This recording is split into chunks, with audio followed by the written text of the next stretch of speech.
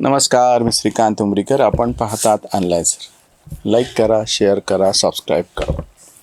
भारतीय जनता पक्ष, मोदी, अमित शहा तर आहेच, पण विशेषतः महाराष्ट्रातला विषय असल्यामुळे देवेंद्र फडणवीस अतिशय चिंताग्रस्त आहेत, परेशान आहेत की आता काय करा. त्यांनी सगळ्यांनी मिळून देव पाण्यात घातले होते की हे जे काही सगळं झुरळांचं चालू आहे हे जर संपूर्णपणे संपवायचं असेल निर्णायकरित्या तर एकच गोष्ट काम करू शकते आणि तीच नेमके काम सध्या तरी करताना दिसत नाही. झुरळांच्या बाजूने सामाजिक पातळीवरती आंदोलनात निर्भय बनववाले आले असते तर तातडीनं कळलं असतं की ह्याचं काही खरं नाही, ह्याचं पांदान वाजणारे वेगळं काही करायची गरज नाही. पण आंदोलन मागं घेतलं गेलं किंवा तथाकथित जे काय व्हायचे ते सगळं झाल्याच्या नंतर सुद्धा अजून निर्भय बनववाले तिथं कुठंच दिसले नाहीत. इतकंच नाही तर त्याच्यातल्या 2 निर्भय बनववाल्यांनी तर अभिजित दिपके या भाजपचंच कशी बी टीम आहे म्हणून अक्षरशः प्रत्यक्ष व्हिडिओ केला त्याच्यामुळं, आणि नंतर बाकीचे कोणीच निर्भय बनववाले समोर आलेले नाही आहेत. बरं, ही एक काळजी, ती काळजी थोडीशी कमी होईल वगैरे असं वाटलं होतं, कारण की दुसरा एक चान्स होता की जेव्हा हे सगळं प्रकरण आता सर्वोच्च न्यायालयामध्ये गेलं तेव्हा ह्यांच्या बाजूनं जर आपले तथाकथित निर्भय असे घंटा तज्ज्ञ जर गेले असते तर तातडीनं लक्षात आलं असतं की ह्या केसचं काय होणार आहे, कसं पांदान वाजणार आहे. पण ते घडलेलं नाही. सर्वोच्च न्यायालयात हे प्रकरण गेलेलं, FIR कसे मागे घ्यायचे, काय करायचे, सरकारही स्वतः म्हणायला तयार आहे की बाबा FIR आम्ही मागे घेऊत म्हणून विद्यार्थ्यांवरचे. पण सर्वोच्च न्यायालयाच्या हातामध्ये दोरी गेलेली आहे, कायद्याचा प्रश्न आहे. ह्याच्यामध्ये सुटकेची फक्त एकच आशा आहे आजसुद्धा भारतीय जनता पक्षाला, निर्भय बनववाले जे सगळे घंटा तज्ज्ञ आहेत ते जर उभं राहिले अभिजित दिपकेच्या बाजूनं तर मात्र मग भाजपचा रस्ता मोकळा होऊ शकतो. पण ती अजून उभंच राहायला तयार नाही. खरं तर भाजपवाले, मला दाट शंका आहे की हे सगळे निर्भय बनववाल्यांकडे जाऊन ठप्पा म्हणजे धरणं आंदोलन करून बसलेले असेल. पेपरवाले बातम्या छापत नाही, तो फार बदमाशी तुम्हाला मी सांगतो. देवेंद्र फडणवीसांना ही जबाबदारी दिली असणार आहे किंवा त्यांच्या मंत्रिमंडळातला कोणीतरी जबाबदार मंत्री की तू निर्भय बनववाल्यांच्या या घंटा तज्ज्ञाच्या दारात धरणं धरून बसो की काही करा, पण तुम्ही अभिजित दिपकेची बाजू घ्याच घ्या. जोपर्यंत ते समोर येणार नाहीत, अभिजित दिपकेची बाजू मांडणार नाही, तोपर्यंत हे काही संपूच शकत नाही, काही होऊच शकत नाही. आणि निर्भय बनववाले मात्र काही करायला तयार नाहीत. अजूनही घंटा तज्ज्ञ इथं समोर येऊन काही वक्तव्य करायला तयार नाहीत. बरं, पुन्हा दुसरी एक अडचण नवीनच होऊन बसली की हरीश साळवेसारखे इतके मोठे कथित जे काही सगळे कायद्याचे तज्ज्ञ आहेत त्यांनी एक मुलाखत दिली 2 दिवसापूर्वी आणि त्यांनी फार स्पष्टपणे सांगितलं की बाबा हे सगळे जे काही आंदोलन आहे, ज्यांनी हिंसा केली त्यांच्यावरती केसेस कशा दाखल होऊ शकतात, म्हणजे त्याच्यावर केसेस रद्द होण्याचा कुठला मार्गच कसा नाही. अभिव्यक्ती स्वातंत्र्याच्या नावाखाली म्हणून कुठली भाषा कशी वापरता येणार नाही वगैरे वगैरे. राहुल शिवशंकर यांच्या CNN न्यूज 18ला त्यांनी दिलेली मुलाखत. त्याच्यानंतर चिंता अजूनच वाढली.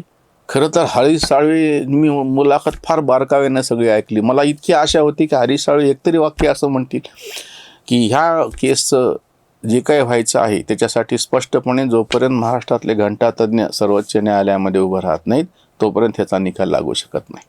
म्हणलेच नाहीत हरीश साळवे हे. खरं तर मला वाटतं हरीश साळवेची पण हिंमतच झाली नसावी. मला ते महाभारतातला प्रसंग आठवला.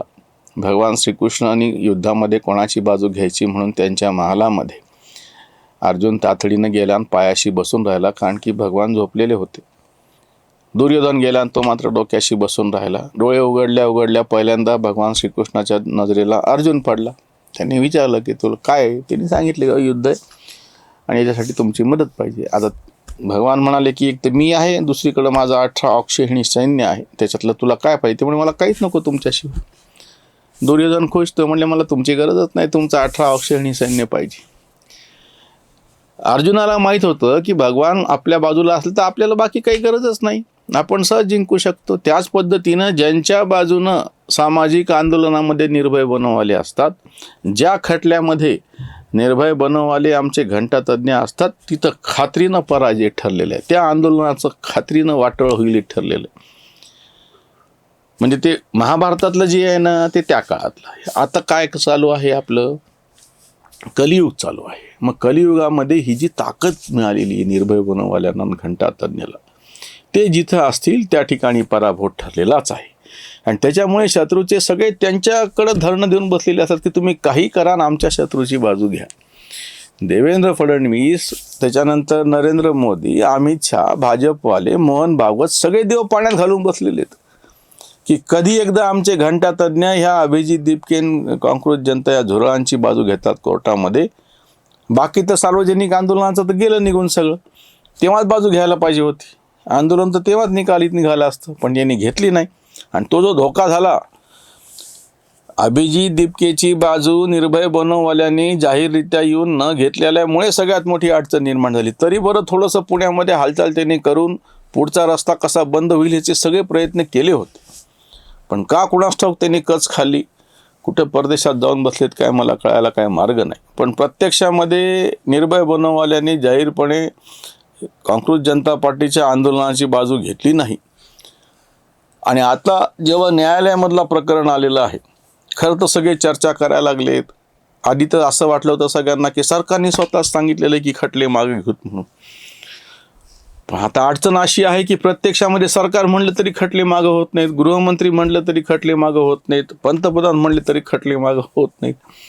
कोणाची इच्छा असो नसो खटले मागं होतच नाहीत. त्याचा मार्ग जसा तुम्ही FIR दाखल केलेलाच नसेल तर गोष्ट वेगळी. त्याच्यात ते पुन्हा दुसरी अडचण आहे, ते सगळे जे CCTV फुटेज वगैरे सगळे उपलब्ध आहे त्याच्यातून कोणी न्यायालयामध्ये जाऊन म्हणू शकतो की असं सार्वजनिक मालमत्तेची हानी झालेली आहे. त्याच्यामुळे ज्यांनी हानी केलेली आहे त्यांच्या विरोधामध्ये त्याच्या विरोधामध्ये कारवाई झाली पाहिजे. अतिक्रमणाच्या विरोधामध्ये सर्वोच्च न्यायालयाने एक फार सुंदर निकाल दिलेला आहे.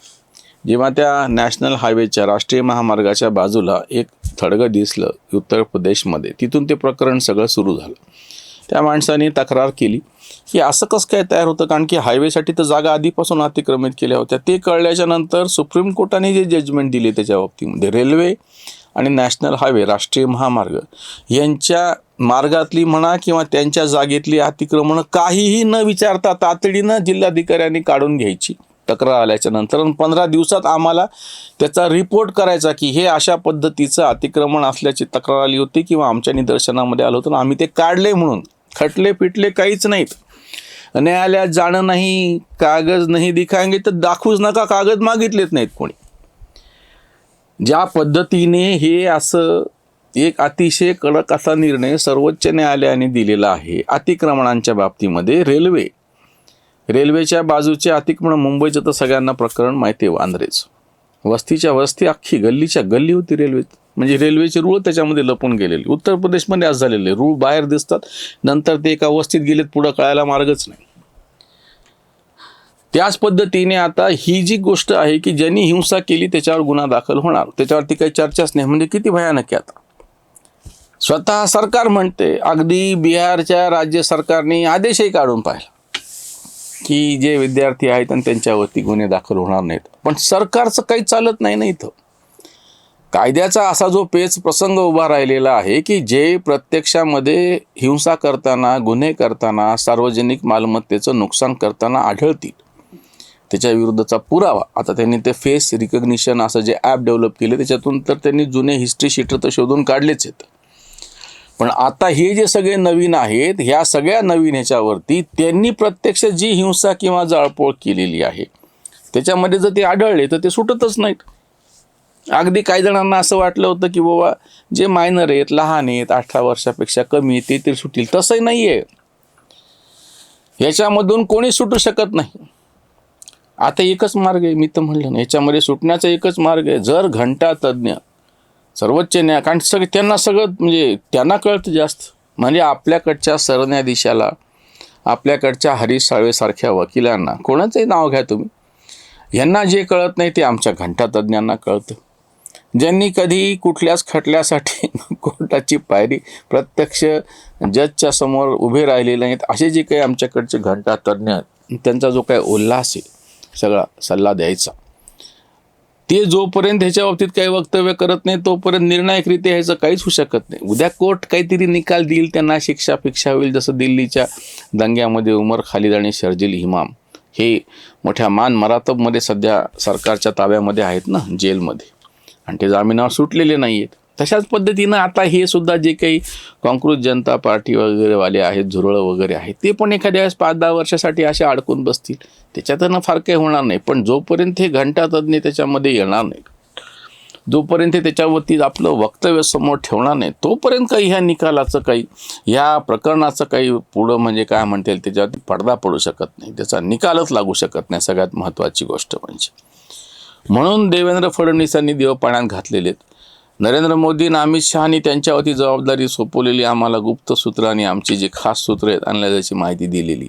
सगळ्यात जास्त सध्या परेशान देवेंद्र फडणवीस आहेत की काय करायला पाहिजे की जेणेकरून हे सगळे जे झुरळं आहेत त्यांच्या पाठीशी घंटातज्ञ उभे राहतील, समोरून वक्तव्य करतील, प्रेस कॉन्फरन्स करतील. इतकंच नाही तर ते जाहीररित्या सांगतील की आम्हाला ह्यांची केस लढण्यासाठी दिल्लीला जायचं आहे आणि जर आम्हाला कोणी त्याच्याबरोबर घेऊन जाणार असेल किंवा जे काही एखादं विमान रिकामं चाललं असेल त्याच्यातल्या एखाद्या 2 सीटमध्ये आम्हाला बसवणार असेल तर आम्ही बिलकुल तिथे जाऊन हे करू. पण ते कोणीच मनावर घेणं अजूनसुद्धा.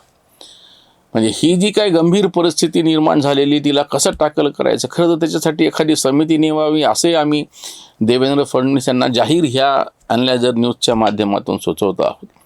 आमच्यासारखे 2-4 लोक घ्या, आमची समिती नेमा की निर्भय बनववाले घंटातज्ञ झुरळांच्या पाठीशी उभे का नाही आहे. आणि जोपर्यंत ते उभे राहत नाहीत तोपर्यंत प्रकरणाचा काही निकाल लागणार नाही. वाट पाहतो आम्ही, बघूयात काय होतं ते. आमच्यासारख्यांची समिती नेमली तर तेवढंच बरं होईल अशी आमची इच्छा आहे. देवेंद्र फडणवीसांना तर खरं तर आम्ही सुचवतो, खरं तर ह्या सगळ्या संकटातून बाहेर पडायचं असेल तर एवढाच एक मार्ग आहे, समिती नेमा अशी एखादी. मग ती समिती अहवाल सादर करेल, मग त्या अहवालावर विचार करण्यासाठी दुसरी एखादी समिती नेमा. बघूत काय होतं ते. पण सध्या परिस्थिती मात्र खरंच भयानक आहे. झुरळांच्या पाठीशी अजूनही हे जे निर्भय बनव घंटातज्ञ आहेत, निर्भय असे घंटातज्ञ आहेत, ते काही उभे दिसत नाही आहेत. परिस्थिती चिंताजनक आहे.